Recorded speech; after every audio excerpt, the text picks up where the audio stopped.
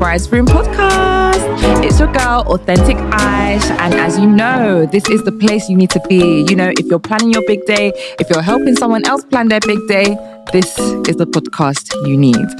Yeah, guys, it has been such a busy week for me, and I don't even know why I'm saying that, so I'm probably going to cut this bit out, but I'm so glad to be back again. Another week, another episode, wedding season. I'm sure some of you are going through it. Some of you are excited, as you should be. But as we all know, wedding planning is not easy. And we speak about it all. You know, we laugh, we cry, we talk about serious stuff. And today is one of those days. I don't know. We might talk about some, justy things as well. But we have someone in the building that's going to help us with our finances today. So without wasting any more time, guys, welcome Kennie. Woo! Hey, or should I call you Kennie Bukky? Just Kennie. Kennie. Kennie Bukky. So you might be familiar with her face from TikTok, Instagram, wherever you get your content from. She is our money girl, our go-to money girl. And I'll let you just introduce yourself, to be honest. Yes. So hi guys, I'm looking at that camera, right? Yeah, as you should. Yeah. So hi guys, my name is Kennie, and you might know me online, some of you, as Kennie Bukky on TikTok, Instagram. I'm on LinkedIn as well. And I am a content creator. So I create content around finances, careers, personal branding. I'm also a business owner. I quit my 9-to-5 job going on to 2 years now to focus on online stuff. So my online business, my personal brand, and I've been doing that full time. Wow. And it's really cool when I get to do stuff like this as well. Really? I'm all about, wealth building and just leveling up and just making the most out of opportunities, right? Getting opportunities and just leveling up. Yeah, that's my vibe. I love that vibe. That's the kind of vibe we like here in the bride's room. Period. Yeah, exactly. So Kennie, thank you so much. But before we get into the wedding gist, because the listeners, they know why they've come. I know why you've come as well. Yeah. But before we get into that, how's your week been? My week has been good. I even forgot to say I'm a wife. Oh, yeah. That's because I'm here. That's a given. Congratulations as well.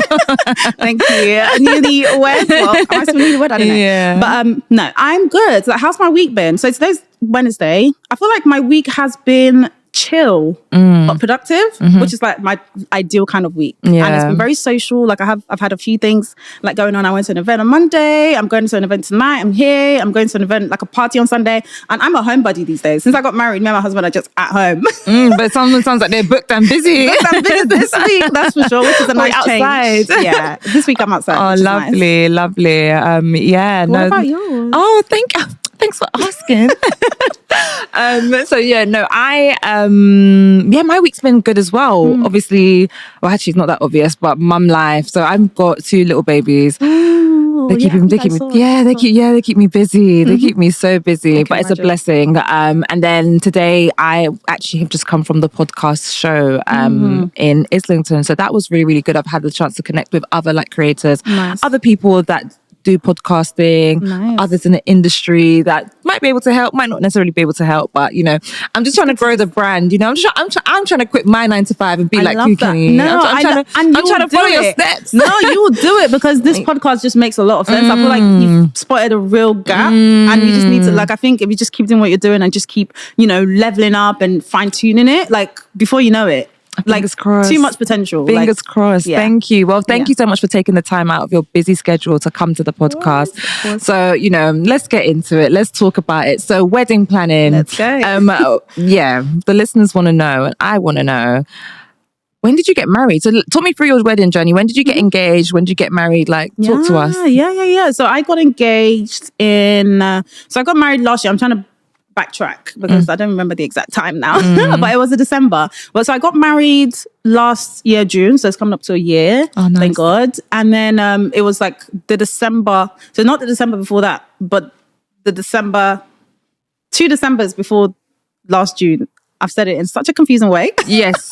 2 Decembers. Okay. So got married in 2024. So it was December 2022. I got married. Oh, okay. So you got legally married. Oh, engaged. Sorry. Okay. Yeah, sorry. So I got engaged in December 2022. Okay, and nice. I got married in June 2024. Oh, so about a year and a half. Okay, lovely. Yeah, and so how many stages was your wedding? And was it all here in the UK as well? Yeah, everything was in the UK. Oh, nice. There was a time where we were like thinking of doing it abroad. Like we explored so many different options, so many different ways of doing it. Like we spoke to the agents abroad and everything, but we ended up doing both in the UK. And I think what was quite unique about my wedding, which is I think that's gaining popularity now as well, is that we did both my white wedding and traditional in one day. I always find it so wild when people say that. Yeah. Not wild, sorry. I just know it requires a lot of energy. It's wild. Wild. It's a lot of energy. I really respect people that can do that in one day. Let's talk about it. So obviously you've put out a few things on TikTok, and that's like how I discovered your wedding. I think I've actually I followed you, I think, before you even... oh, really? Before you got married. Right. But I think obviously your wedding was the one that I was... That you're like, as a wedding girl. Okay, yeah. Add to notes. Add to the list of people I want. Love that. And I saw that you had a small 80 people wedding. Yes. And I understand that you had a trad, right? Yes. But I just find it very interesting as a Nigerian, I'm assuming you are? Yeah, I'm Nigerian, Yoruba, yeah. So is he. So how did you get to 80 people and you stayed in the UK? Because most of us run and do our destination wedding abroad so that we don't have to face of music. Yeah. So how did you manage to get away with that?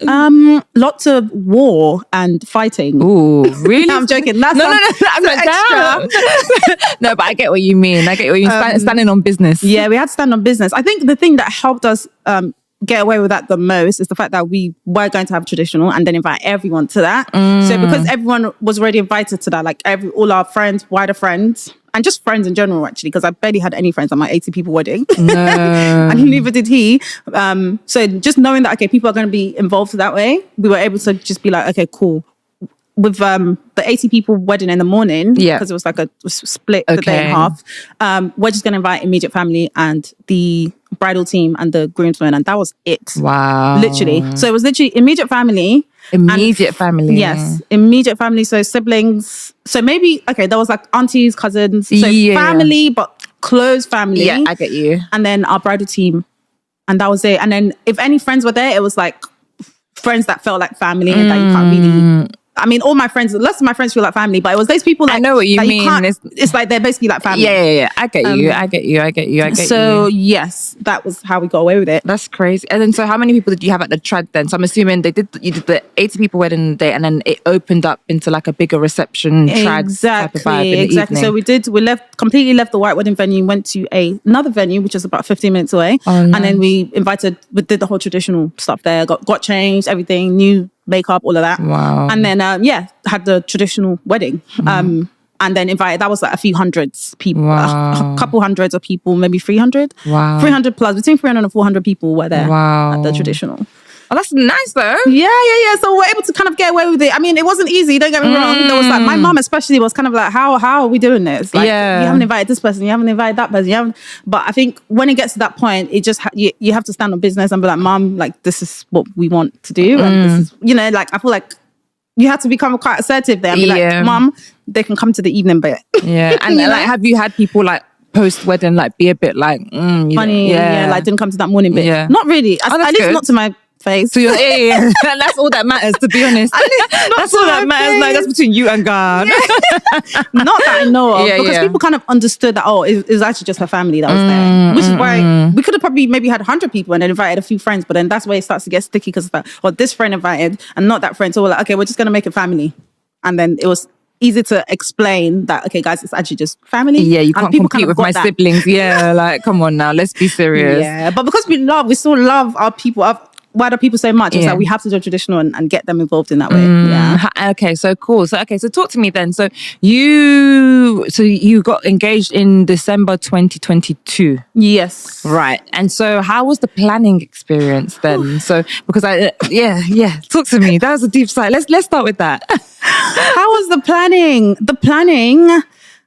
One thing I know about the planning is that we changed our minds so many times about what we wanted to do. Like, there was even a time where we picked a venue, and then it was just, I think the overarching theme was just analysis paralysis. If people know what that means, it's just like basically too many options, decision fatigue. There was too many things to choose from, too many options, and it became stressful to even decide what we wanted to do, because I know brides, like I know people that got married, they know exactly, before they even find the man. That's before me. The man, they know that this is the venue I'm using. This is what I want. This is the dress I'm wearing. And I love that for those girls, because I'm like, the planning must have been so much easier for you, sis. I mean, it's easier, but then I think it's like the reality of them weddings then slap you in the face. Yeah. Then you're kind of like, oh, everything that I dreamt of, it comes with a price tag. And it's part of that vision board for a reason. Open that purse. Literally. So I was the opposite of that, right? I did not know what dress, like I wasn't fantasizing about a wedding. Like I'm the complete opposite of, like, I've never dreamt about like, oh, what's my wedding gonna be like? Like even after I got engaged, I was like, we'll sort that out in a few months' time. Yeah.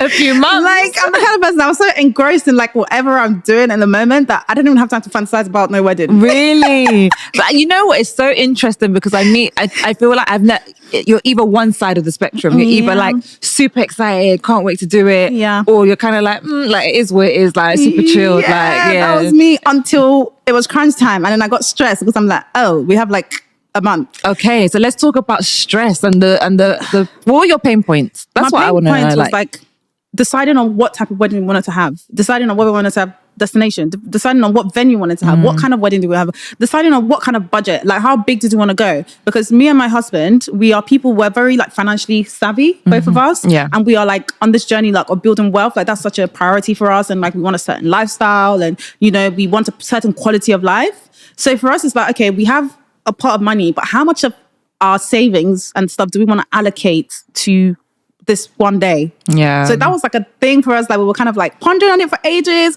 So yeah, I'd say those were the stress points, like even just like making those decisions. But then we also had a situation where we went to a venue. We're like, okay, this will do. This is fine. And then we booked it. And then like a couple months later, we were like, oh, we don't want this anymore. So we had to cancel it, get a refund, blah, blah, blah. Did you get your money back? Yes. We only paid a deposit at this point. Oh, okay. So we got some of that deposit back, but not all of it. Okay. But it was fine. It wasn't a lot. And then we found another venue. So there was 2 times where we had to cancel a venue.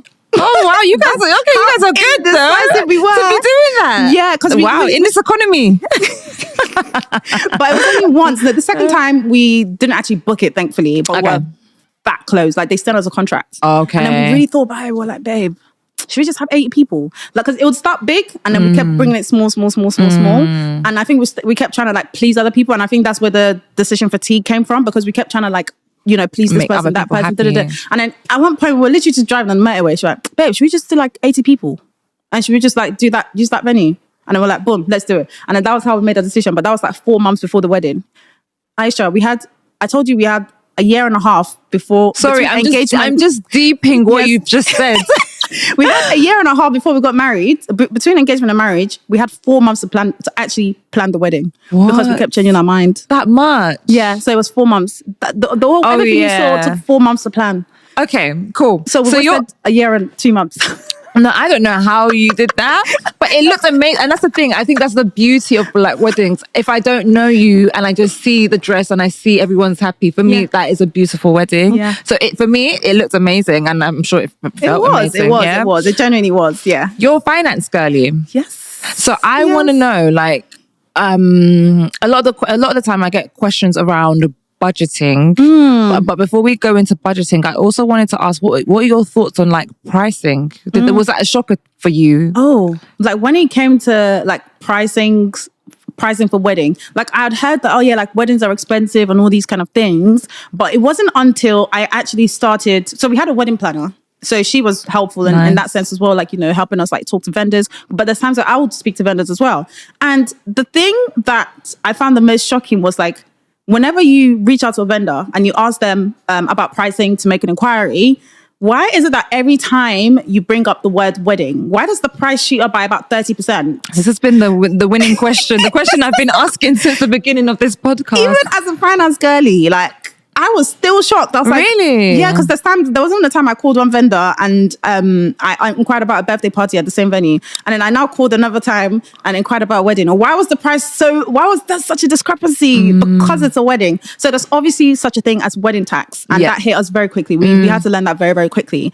But yeah, the wedding tax is crazy because it really just makes the experience so stressful. Much more expensive than it needs to be. But you know what? I guess that's just the reality of it. That's what we have to face. Like if you're going to get married, it is a very expensive affair. But obviously we're going to talk about how there's ways to reduce costs. Because we definitely reduce costs. So let's get into that. So how did you reduce costs?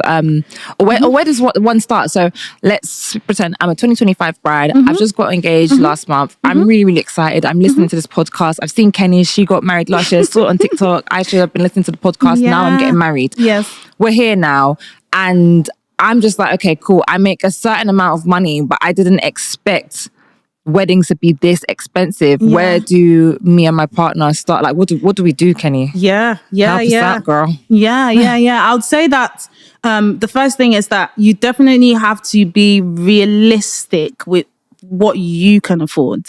Like, I'm not a fan of going into debt and like borrowing money. I know people do it, because it's your wedding day and, it's a once in a lifetime thing. Yeah. But me, I'm categorically against going into debt for a wedding day, right? I think that it should be done within your means. And I think it's very important early on to just understand like what your actual budget is. How much do you guys have to work with? Like, yes, you can save. I know some people like save money as they go along to make up for what, because you don't actually start making payments until like very close to the date. So you can like pre-book things and they can ask for deposits, but full payments aren't made until a bit later. So there's room to like, I would rather you like maybe pick up some overtime or just work a little bit more to make sure you can afford it at the end and make those payments, than like go and borrow money and get yourself into debt and start your married life in negative. Because those are the kind of things, because let's not forget, like the whole point of this is for you to get married to your person and like build the best life you possibly can together. And I feel like if you're starting out with financial stress, it's not the best. It's not the best way to start your marriage. And I think just do it within your means, right? But there's so much pressure out there. I see all these different things on TikTok and I want it all. I know. And like, I know. How do I get over that emotion of knowing that I might not get these things? Yeah, because I think, social media is great for so many things, but then I think it's the idea of a wedding is so romanticized. Like, I think it's overly romanticized, in my opinion, to the point where like you feel like you have to have all of the trimmings. And I think it's just, don't lose sight of the important thing, which is that you and your person are getting married, but everyone has different budgets. And I think you just need to do it within your own budget. You have to be realistic and be like, okay, this is how much we have to put towards this thing. Like, think about your life together first. Think about like, if you guys want to like invest in a house, buy a house together first, I'd say put some money aside for that first. And then in my opinion, use what's left for the wedding. Ooh, what's so interesting? So I went out for brunch with some of my listeners, like some people that have come on the podcast and listeners nice. and like 2025 brides. And that topic actually came up at brunch actually. And it was it was quite interesting because, like some people book venues. It's true. So there's a particular venue, I believe it's the venue in Portugal. Okay. I don't know if you know the venue I'm talking about. In Braga. Yeah. And that venue gets booked up a lot very, very quickly. And someone made a point. What are your thoughts on a boyfriend and girlfriend? The couple kind of know that the wedding's going to happen, but there isn't a ring necessarily or any signed documents yet. And we go and put down a deposit for a venue or a house. Because some people do that without getting married. Without the proposal. Without proposing. Yeah, but they kind of know that it's going to happen. And I feel like I have seen it through. Okay, so like planning ahead. So before getting engaged. So like seriously financial planning, but there's no engagement yet. Oh, okay. What are your thoughts on that? That's interesting. I mean, is it like a thing where they can get the money back? Is it like a refundable deposit? I don't know how. If I was to really dig up my archive, because I actually inquired with that venue as well when I was getting married. Yeah, it's a beautiful venue. I love that venue, so beautiful, nice. but it gets booked up so quick. So you have to book like 2 years in advance. Otherwise, I think so. Yeah, definitely. Wow. Yeah, you have to book really in advance. To get it. But some people don't have the 2 years to wait. To get married, so they want to book it whilst they're still. I mean, do you know what? I can't knock that level of planning ahead. I wish I was that organized. Really? I wish I was that organized. Really? Booking things like it's good to be organized, and if something like that's going to save you money, I hear it because every little helps. Like every little bit of money you can help, it all adds up when you're planning a wedding.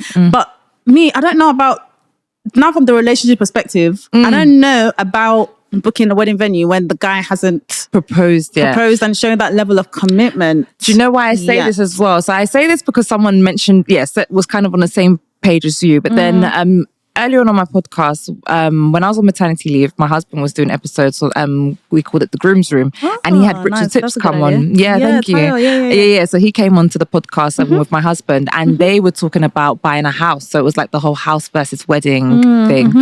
And Tyle was, his whole story is about I believe they bought their house before they had their wedding. They got married, yes. And he sees it as like an investment. Yes. But that's from a male perspective as well. Yeah. And I don't know, I'm putting myself out there. Maybe one day I have the chance to interview his wife. But Antoinette, I haven't heard the female perspective. Yeah. So I'm just asking another female at the moment, in this economy, because I can acknowledge as well, they did that a long time ago as well. Yeah. Me, I believe in buying a house, that if you can, buy a house, both men and women, buy a house before you get married. Okay. Yes. So you think buying the house is a better investment than a wedding venue? Yes.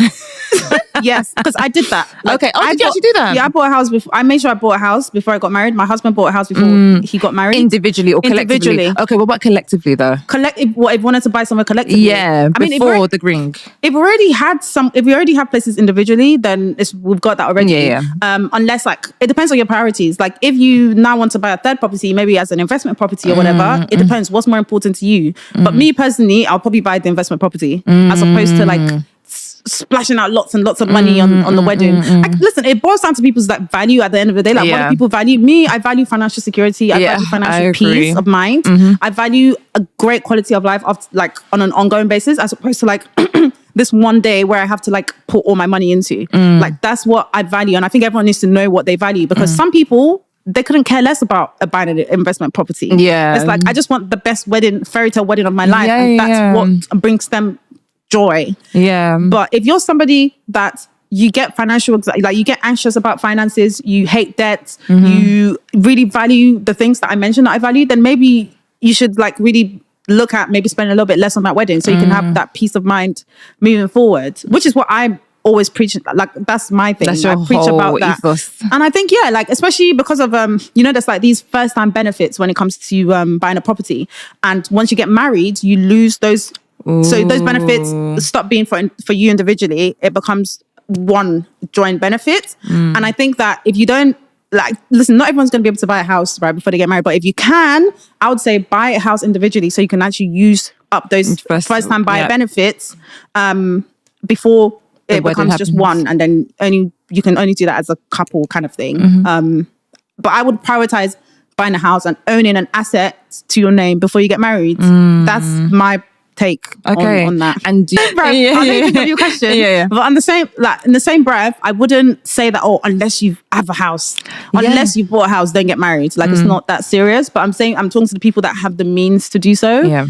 Buy that house, make that investment, and then you can look into like use the rest for the wedding. Yeah, of course. I agree. I definitely agree. I definitely support that. It's something that me and my husband definitely did. We did the same thing. And funny enough, I've spoken to quite a few brides that are on that wavelength as well. But I think it's really important because as well, we have listeners that are a bit younger as well, you know, like some people in uni. I don't know. I mean, everybody, love is for everyone, right? Of course. I think it's really nice for those that probably are a bit younger that are hearing this kind of like, girl, get that house. Get the house. Get the house. And what would you say to someone that is from an African background? I'm also Nigerian as well. And I know a lot of the time, sometimes parents can be very discouraging of women in particular buying their own house without their husband. I thought I was the only one that went through that. You know, funny, my parents were not like that actually. But like I know a lot of people that go through that, and I've seen a lot of people go through that. And what would be your pros to doing so? To like, what would you say to someone that is trying to do that, but their parents are like, no, wait for your husband? Oh, do you know, it's so funny. I didn't realize that was that common. Because when I was about to buy my house and like move out of my parents' house, I faced a lot of resistance from my mum especially. Oh wow. And she just didn't think it was a good idea because of several reasons, safety, all of these things. She just didn't think it was a good idea. I tried to understand where she was coming from, but I knew why I wanted to do it. I wanted to move out because when you're living at home, when you're a certain age and you're living at home with your parents, you're kind of compromising your mental health a little bit. Yeah, I agree. Depending on your setup. No, I agree. And I just had all these reasons. Like I was so convinced. I just knew it was the right decision for me, and I understood where she was coming from. But for me, her reasons weren't enough to counter like why I wanted to do it. Like mine were very much like logical, thought out reasons, and also a little bit of emotion as well. So I just had to like really be firm with my decision and just be like, Mum, this is what I want to do, and these are my reasons for doing it, and I understand where you're coming from, but I feel like at a certain stage you do have to like stand your ground and make your decisions as an adult and be ready to face the consequences, but no regrets whatsoever. Oh, that's so good. That's so good to hear. And I think, you know what, I do think it's for me as well, I'm very much the kind of adult child that can voice and say, yeah, Mum, I am going to do this, or I'm not going to do this. At this age, no one's going to beat us for doing anything. At this age, sis. No one's going to beat us for doing anything. Yeah, but then no regrets. Like I like looking back, I just have no regrets with like the way I've stood my ground and did it. It's an investment into yourself. It's ownership, and I think especially as Black people, we need ownership. You know, in this country, like we need to be owning things. That's, I agree. You know, how we like move forward as one of the ways where we move forward as a people. Okay, what would you say to a bride that's listening, or a lady, you know, anyone, a female in particular that's listening to this podcast right now, and she has a partner, but she has the means. So let's say, you know, she's a high earning babe, tech babe, tech babe. Shout out to my tech babes. She's a tech babe. Yes. She's obviously got the money there. Her man is also making, she saved the money, sorry. Her man is also making quite a bit of money, but might not necessarily have the means to want to invest in a property right now. Would you still say go ahead and do it? Or is it kind of, because I think it's easier to push back when it's your parents or the person that you're not marrying. But when it is the person that you're going to do life with, and they're not necessarily quite there yet, but they're kind of like, okay, well, no, wait until after the wedding, then let's do it together. Oh, that's a tricky one, though. Like, what would you do if you were in those shoes? It depends on their reason. Like, if their reason is coming from a place of like maybe trying to slow me down and maybe dim my light in a way because maybe you're not quite there yet. It depends on the reason they give me. I don't like to take things at surface level. I'm like, okay, but why? So when I uncover that reason and really get to the root of it, what is that? Like, I'm like, is it coming from a place of fear? Is it coming from a place of jealousy, ego, which shouldn't be the case if you're getting married to this person. But it does happen. I've heard about these things. Me too. So when it's coming from those places, then I'll start to get skeptical, because if my reasons are better than yours, like if the reasons I'm giving are making more sense, then what are we doing here? But if their explanation, and I can't imagine what could be a good enough explanation to be like, maybe just feel like, you know what, like the wedding is, let's just focus on the wedding. I feel like it can just happen naturally, right? Let's focus on the wedding, and then let's put our money together and then buy a house after the wedding. I feel like that's a normal conversation to have. That is, so it depends again. It's like, are you guys you need to do what's best for both of you, and you also need to do. I think it's good to do what's best for the bigger picture as well. You know what I said about those first time buyer benefits? Yes. So is it going to be better if she buys this house now, so she's able to like save a lot of money, because with the whole first time buyer thing, there's a lot of incentives that help you save money and like get free money towards it and stuff like that. Or is it better? Are you better off like waiting to do it together and then maybe spending a bit more money? Or is it a case where she buys one now and then maybe you guys can still buy one a little bit later on down the line, and then now you own that together? I think it's case by case, but I think as long as your partner is not trying to hold you back from a place of like jealousy or any kind of ego, anything related from that, then I think that's the main thing to really tackle there. Okay. But it's a case by case basis. It's a case by case basis. Okay, fine. So, okay, cool. You know, when you were planning your wedding, did you have like a budget tracker? Yes. Oh, yes. Did you stick to it religiously? Yes. Because of my husband. Only because of my husband. I was about to say, because only because of my husband. I mean, you are a finance person anyway. Me and that tracker, I tried. You tried. I tried. No, but girl, if it was just me, trust me, that tracker would have gone out the window. Yeah. Oh, yeah. No.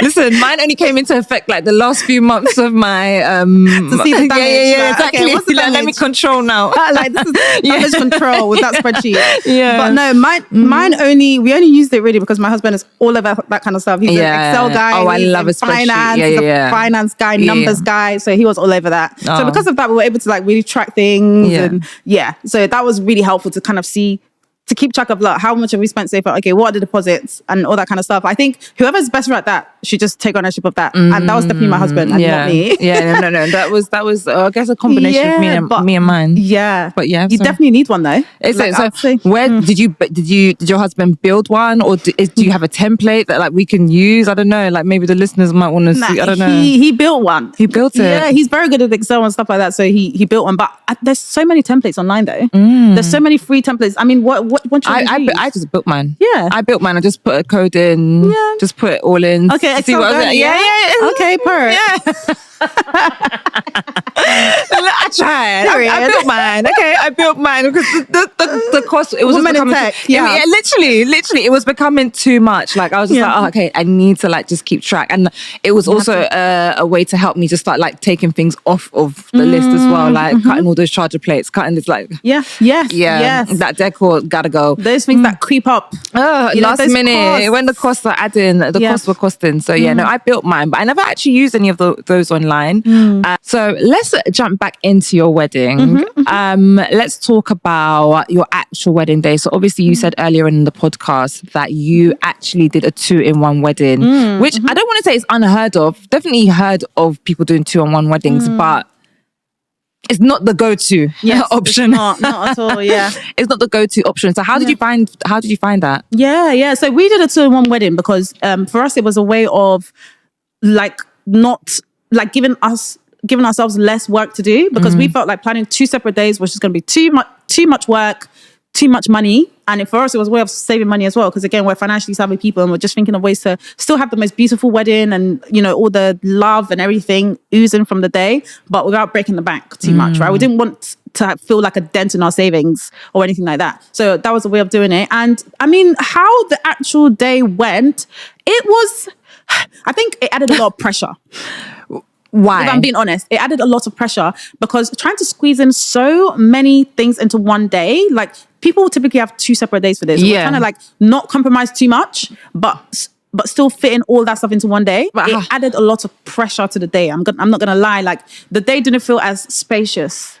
Because you even did it in more than one venue as well. Yes. Wow. Yes. So what we made sure there, because it was 2 venues, it was like the venues were very close to each other. So it was literally a 15-minute drive. So it was in the same kind of area. So for us, because they were close by, it wasn't like a mad trek and like risking traffic and things like that. So that was a hack, right? Just doing them very close to each other. Or possibly, I mean, ideally we wanted to do them in the same place, but we couldn't. So yeah, we did it close to each other. And I think doing it in one day definitely added a lot of pressure to the day because it was like things had to go almost perfectly Yeah. for us to be able to hit everything we wanted to do. But also we had to compromise on a few things. Like, for example, we didn't do a first dance. No. Yeah, we didn't do a first dance, which for some people is like such a big deal. To be fair, I'm not gonna lie. I mean, I had one, but it wasn't like something I was like, oh my God, I can't wait to do my first dance. Yeah. So that was something we had to compromise on because it just didn't really work with like the space and everything. So a couple of things we had to compromise on, like no real dances. We didn't have lots and lots of speeches, so we had to cut things. It was very like prim and proper. It was like boom, boom, boom. Like focus on. We did games. We did things. So you still had time? Oh yeah, we had a time, girl. Yeah, we had our MC did games and everything. Yeah. So we had a time, but we just kind of thought, we can do without first dance, like whatever. It's just one of those romanticized things. How did you start the day earlier? Did that mean that the day started earlier and finished later? 100%. So the day started very early. I was up from like 5 o'clock. Oh wow. And my hairstylist got there at like 7 o'clock. Like it was a very early start. And it was almost like for the day to go the way I wanted it in my head, it had to be perfect. But in hindsight, that's not realistic. Who executed on it? You had a coordinator? I had, a planner and a coordinator. Okay. And she, we had like a very set day. But of course, it didn't go to plan. So what things went wrong then, if you don't mind me asking? Too many things. Is it? Listen, too many things went wrong. What happened? So I started the day like, I'm going to have the best day. No one's going to ruin my vibe, even if everyone was like, it's not going to be perfect. It's not going to be perfect. Yeah. Still enjoy. But I don't think I really internalized that. Yeah. Because you don't want, those people that give that kind of advice, they sound negative, but they actually really mean well. They're kind of trying to manage your expectations. Of course. But no bride ever wants to hear that. It just sounds negative. It's kind of like, ew, get away from me. Yeah. So I thought I had taken it in because I got where they were coming from. I was like, of course, nothing is ever perfect. But I don't think it really sunk into my spirit because I still expected perfection on the day. How much is paining you? Because I planned it to the T. Perfection on the day because we've planned it. Like my wedding planner is gonna, it's going to be perfect. So the first thing that went wrong was that my makeup artist was 2 hours late in the morning. Ideally, I can't go into too much detail because I don't want to, offend anyone. Maybe I'm being too nice here, but you I are just probably don't want to offend anyone, and I don't want anyone to feel like I'm outing them. But it was a miscommunication basically between two parties. I'm not going to run venue, and it was a miscommunication between people completely out of my control. No, I completely understand that.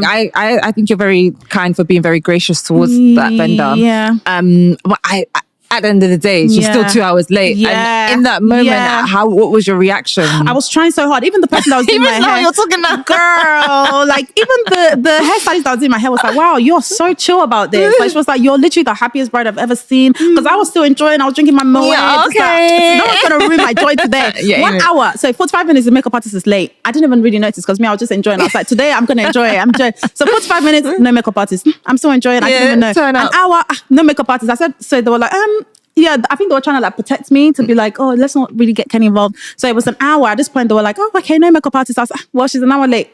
I'm still going to enjoy it. Hey, it's turn up. And then it's like an hour and 30 minutes. Now I'm like, okay, we have a plan. People are downstairs because it was meant to start really early. Like family and friends were meant to come because we did the registry on the same day, girl. Oh. Yeah.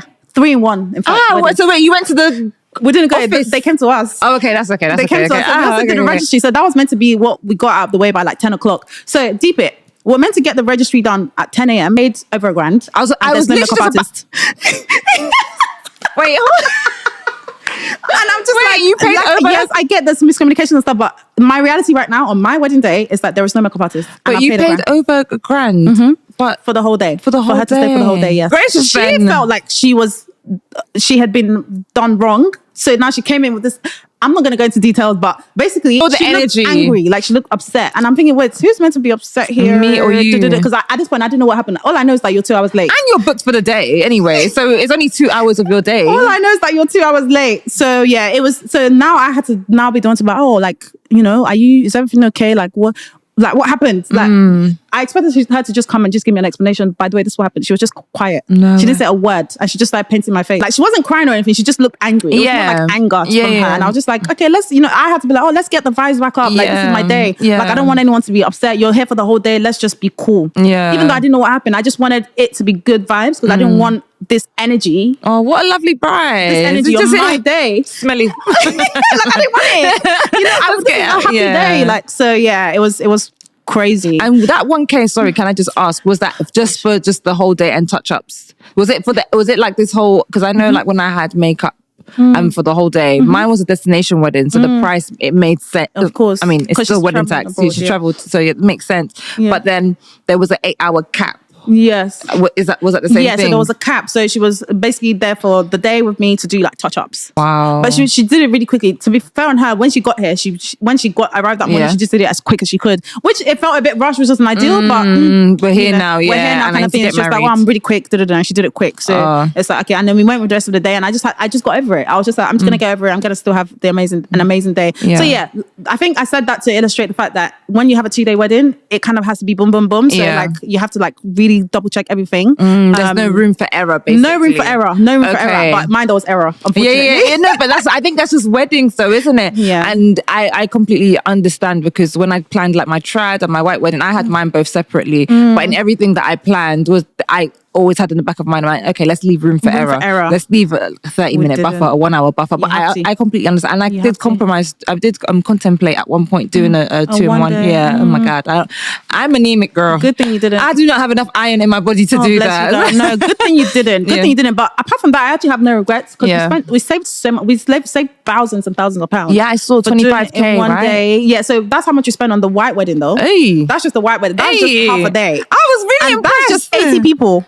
So I feel like actually in hindsight that was quite a lot. That's a lot of money. People, like 80 people. It was just 80 guests. I thought it was 25 for your whole No, girl, that was just a white wedding. Oh. Yeah. The traditional was another complete cost. How much did that come up to? That was, I think, around the same. So it was like 50K? Yeah. Oh. Yeah.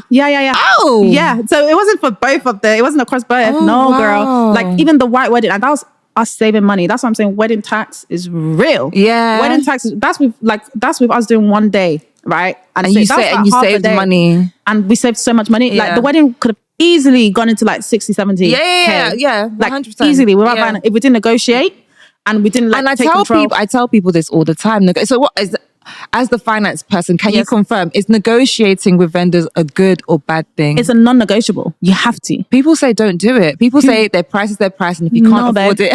No. What? I saved thousands of pounds. Same here though. Me, I was shameless about it. It's like, I don't give a heck. Not even my wedding planner. My wedding planner, TK did an amazing job. But me, there's times where TK will be a bitch. I'm like, give me the phone. Yeah. And I'll negotiate that price. Yeah, same. And it'll come down by thousands all of a sudden. And I'm like, how? Like literally, you have to have everything. no shame. No I think everyone wants to act like they got it. I don't got it. Yeah, I don't got it. Maybe I do. I just don't want to spend it. And even if you got it, why would you want to spend it when you could take 2 minutes to negotiate and tell them like, okay, this is my budget. Yeah, and that's what I'm working with. I don't know if find negotiating shameful. I find it normal. I really enjoy it. No, in the beginning, I'll be so honest. As like someone that's like, I'm not even a shy person, but you know what it is? I think it's like for the type of Nigerians I've grown up around anyway. It's almost like a ego type of thing where it's like I don't want them to kind of think that I'm like begging or I don't want to say begging. Begging's not the word. I know what you mean. But it's like an ego thing. Yeah, like it's kind of like I got it. I got it because I got it. Yeah, I got it. I actually get what you mean. So that initially was me, but then my husband, he's the one that taught me like. Give me the phone. He was very much like, give me the phone. We don't got it. How much are you going to bring that down by? Tell them your budget. Yeah. Like, babe, I know that's your price, but this is my budget. Yeah. So how can we meet? Yeah. That's how you start the conversation. Well, obviously in a more professional way. Yeah. But listen, negotiate those prices. Yeah. Girl. Make sure. That's good. That's really, really good. And I think finally, oh God. Yeah, you're good. But I think, so my tips for anyone who wants to have a 2-day, 2-in-1 wedding, just understand that you're going to have to compromise certain things, but it should be things like, you don't have to have everything in your wedding. So decide, okay, what's important, what's not. And also just have a plan, have a coordinator. I don't think you can do it without a plan because it will be chaotic. Like I had a planner, a coordinator, it was still a bit chaotic. So make sure you have a planner. And also just, I would say, are we going to? From my conversations that I've had, or from my experience that I've had with, my conversations that I've had with various brides now, a lot of the time it feels like when things go wrong and it hurts the couple or the bride, it usually is in the white wedding segment, or which would be in your case the white wedding segment of the day. In the trad, I think everyone's kind of okay with it being organized chaos. Yes. When you got to like the trad part of the day, did you feel a lot more relaxed and kind of a bit more like, okay, you know what, it is what it is. Yeah, I feel like the white wedding is definitely a lot more like, of the aesthetics and all of that kind of stuff. And there's a bit more perfectionism that comes in there. But I think the tribe definitely felt a lot more like, it's okay if it's a bit chaotic, like it is what it is. This is like the norm, So yeah, I definitely felt that. But me, like I think my perfectionism just came out throughout the day because I actually, like, even though I'd heard, it won't be perfect, blah, blah, blah, I actually still expect it to be perfect. Really? Yeah. No, same. And it's really painful when it doesn't. Oh gosh, let me tell you about the aftermath of the wedding. Really? What? Tell me. I want to know. I want to know it all. You want to know all of the tea? The bride wants the tea. Oh my goodness. No, what happened? It's kind of short because I know we're short on time. Yeah. But it was me. So it wasn't even like I was fighting anyone or What? It was just in my head. Like the way after the wedding, because of the perfectionism and like the fact that I still expected perfection. And I think that I didn't manage my expectations enough. And honestly, that would be my number one thing to any bride. It's like generally like manage your expectations of the day and like know your people, like know who you're assigning what to who, and make sure they're actually good at the thing. Yeah. I'm telling you. Yeah. Oh. Make sure they're actually good at the thing you're assigning to them. Because on the day you will be like, oh, this person didn't do this. And I felt like because of the kind of person I am. So I went, like, it was after the wedding. Not the wedding night. The wedding night was great. I slept good on the wedding night. Well, the day after, and I was just ruminating on everything. Like I couldn't stop thinking about like the things that didn't go right, the things that like that was me. It was just I was just in my head the whole time, like replaying all of the things that didn't go right because of my own expectations. No, but I completely understand you, and I empathize with you because this has happened to me as well. At my white wedding, I think I woke up the next day and I just literally just like floods of tears, just cried my eyes out. Yeah, like literally just like cried my eyes out because there were certain vendors that I had dreamt that I really want at my wedding and they just effed up, and I was just like, it just felt like, why me? Yeah. Then I also had a destination wedding. It rained. Oh, babe. Oh, bless you. Like what? I came here for the sun. The sun and the blue water and blue sky, and it rained on my wedding day. I was so upset. Like, you're just thinking, it's like, who's against me? Yeah, like, you know, like the seating is just, it's just little things that people wouldn't notice or even know about. But seating is just all over the place. Like, my wedding dress was just a bit too heavy to even walk down the aisle because no one told me that you need to have a specific dress for a wedding, destination wedding. So I completely empathize with you. That cried. Yeah, no, I cried. I woke up literally just straight, like tears, straight. Like, but do you feel like so the traditional was after you came back to the UK? There was a bit of a gap, and then you did the traditional. No, so so we did it in a like 1 week period. So my traditional was on a Friday, and then the following Sunday, so we ended so we ended with the white wedding. And I feel like for me, the white wedding was so we had a 50 people white wedding in Mykonos. Yeah, so it was beautiful. Amazing. I mean, it was beautiful, but you know, when, like you said, it's not what we had in our heads. Yeah. And it was a lot. It was a lot, just like some stuff I can't talk about because then if I talk, they're going to say, I'm coming for it. But it was just, it really hurt me that some of the things that I had planned in my head just didn't go right. And I was just so saddened about that. Oh, bless you, babe. I thought I was the only one. No. It happens. And funnily enough, a lot of the listeners that I have as well are people that, just like us, they've had a wedding, but it's also very comforting to listen to a Kenny, listen to a Aisha, to be like, you're not alone, girl. My heart was pounding like, really? After the wedding, I was saying to myself, how long? It's just one night. Maybe that, like one night. Yeah, but still. And I was just like, I couldn't sleep because I was ruminating. I thought, oh, this didn't go wrong. Oh, this person did that out there. This person did that. Oh, how dare you? Is it? Like, how dare you not do this out there? Like, I was just thinking like, oh my gosh. And you know, a lot of it is our expectations. Yeah. That's why I learned eventually. I was like, these are my expectations. I expected it to be perfect. But it's not going to be perfect. It wasn't perfect. And I think especially if you're naturally someone that just has high expectations for yourself, for your life, for...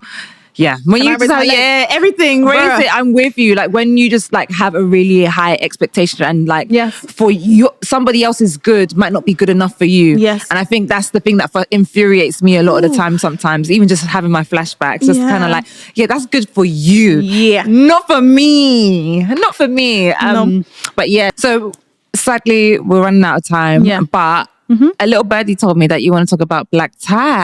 Yeah, like I really wanted to like talk about the topic of black tax. I really wanted to talk about the topic of black tax because I feel like when it comes to weddings, right, especially when you're, you know, maybe Nigerian or Ghanaian or, you know, any of these countries where you traditionally will have like two weddings. Yeah. So you have the white wedding, you have the white wedding, and then you have the traditional wedding. And I just feel like there's a certain level of pressure, like financial pressure that we are imposing on ourselves because of culture. Because imagine like two separate, like when you think about it, these are two separate weddings. Yep. Like you're having two different weddings, typically on two different days, typically two sets of guests, groups of people, even feeding the same people twice in a row, it's like you're duplicating your efforts, you're duplicating your spending, we're duplicating, all of the things that even if you have it in one day, it's the same principle, right?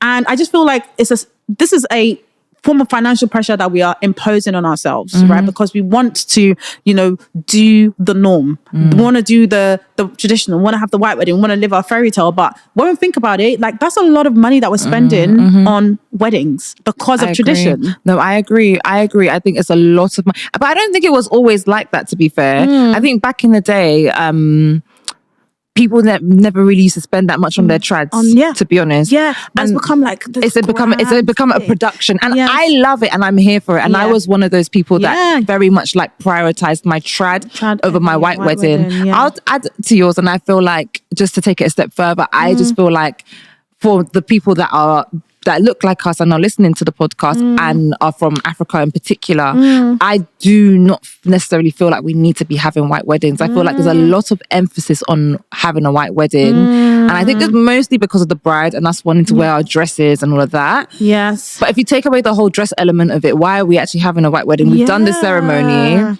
The things that actually, for me anyway, like as a Yoruba bride, I did the cultural part. Like we had the ceremony, you still dance there, you still eat rice there, you still spending the same amount, just like you said. Like for me, I feel like if you look at other cultures, like Indians, for example, I don't know if all, but rarely do I ever see like when they wear their cultural and they do their cultural wedding. That is the wedding. And don't get me wrong, those weddings are not cheap. Yeah, but that is the wedding. That is the wedding. Yes, and I just feel like maybe we need to like reassess things. I don't know if it's working. I hear a lot of people, going into minors, going into debt, just using all of their life savings on a wedding. I hear people go into debt for wedding dresses. When I heard that, I was like, like, babes, what about your life? It's not that deep. What about your life after the wedding? What about the life you're trying to build? Don't get me wrong. I don't mind being broke after the wedding. I think there's a difference of being like, no,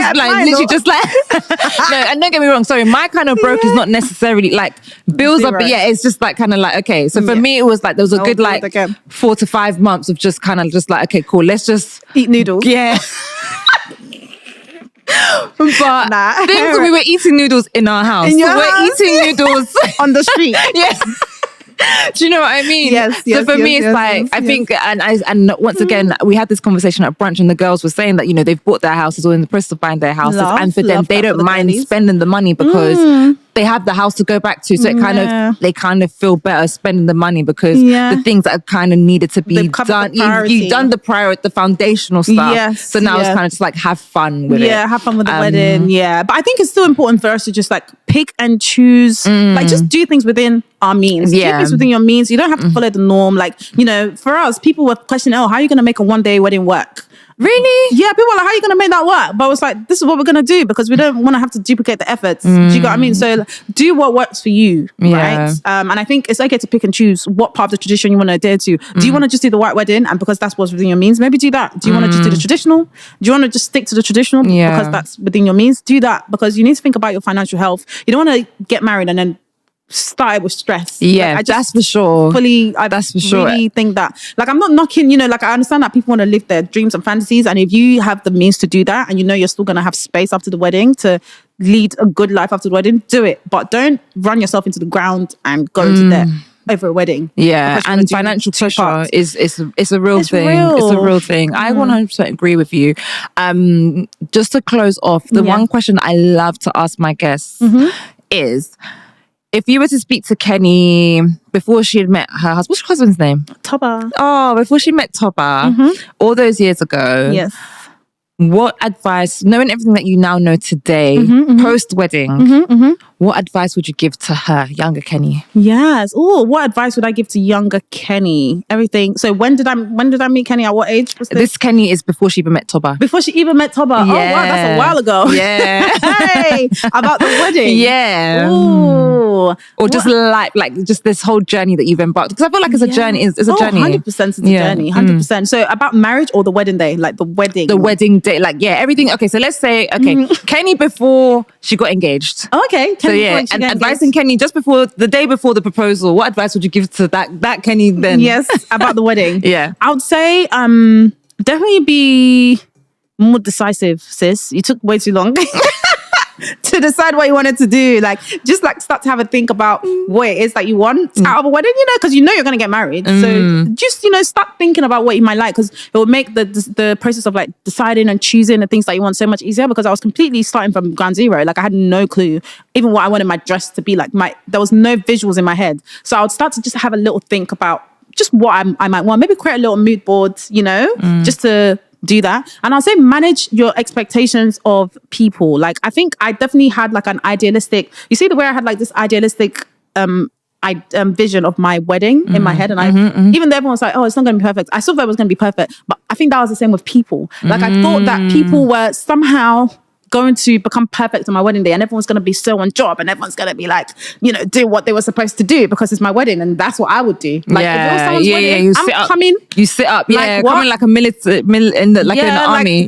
Like, I'm coming through for you. Let's do this. Even if I'm a bit chill on a normal day, today I'm not chill. Today I need to make sure you have the perfect day. So I expected that from people, and that led to a lot of disappointment. And that was one of the things I was like ruminating about after the wedding. Really? Because I was thinking, this person didn't come through in that way, or this person didn't this, or how did you have any conversations about that? I did. I had to, because I had to get it off my chest. Really? Yeah. I had to have the people that, it really, the ones that hit deep the most, I had to be like, I had these expectations. Like, what happened? Like, why didn't you come through in this way? Why were you, like, I had to have those conversations, especially to people that were close. That you think, close to me. So I think I would definitely say to myself, listen, actually know what to expect from different people, like the different people in your life. You might love people, like you love these people, of course, that's why they're part of your life and part of your wedding, but accept them for who they are prior to the wedding, and delegate things accordingly to the people's strengths, not what you think they will do on the day, because those are your expectations. Don't impose that on them. So that's why I learned after the disappointment, after the conversations, blah blah blah, after the rumination, that's why I had to come to terms with that. Do you know what, these people have always been like this, so why did you expect more from them? Sometimes the flags are right in your face. Why did you expect more from them? So that, I'll say that was actually the big thing. And I'd say, like, continue. I'll say to Kenny, it's good that your eyes are on like the actual marriage as opposed to the wedding, because this is what's important, and that's something that wouldn't change. I would say that's one thing that was very consistent throughout, even before we got engaged, before we got married. Like, I think I really prioritized the actual marriage, my relationship with my fiance, having a united front, going to, premarital counseling, praying together, like, doing like really pouring into our relationship during that time. And I think we did a very good job of that. And I'd say Kenny definitely still do that, because that's going to help you even after, when you get married. It's going to help you through your wedding day. Like, focus on what's really important here, because the wedding is just a celebration. So that's like you saying to yourself, you were right, sis. Yes, that's one thing. I've criticized myself a lot. Yeah, but you were right, sis. But about that one, you're definitely right. Like, pray about that marriage. Do the important stuff. Do the groundwork, and make sure that, okay, this person, you're starting a life together here. So focus on that, because you focused on that enough. So I'd say, definitely do that. Oh, I love that. Oh, well, Kenny, thank you so much for making time with me. Thank you so much for coming into the Bride's Room. My pleasure. Guys, if you want to follow pleasure. Kenny, where can we find me? On Instagram at Kennie Bukky, KennieBukky. And I'm the same on TikTok and LinkedIn as well. You can find me on there. And Perfect. Yeah, well, guys, thank you. And until next time, have a good week. Bye. Have a good week, guys. Bye. Bye. Oh, I love it. Oh, thank you so much, Kenny. I'm sorry we had to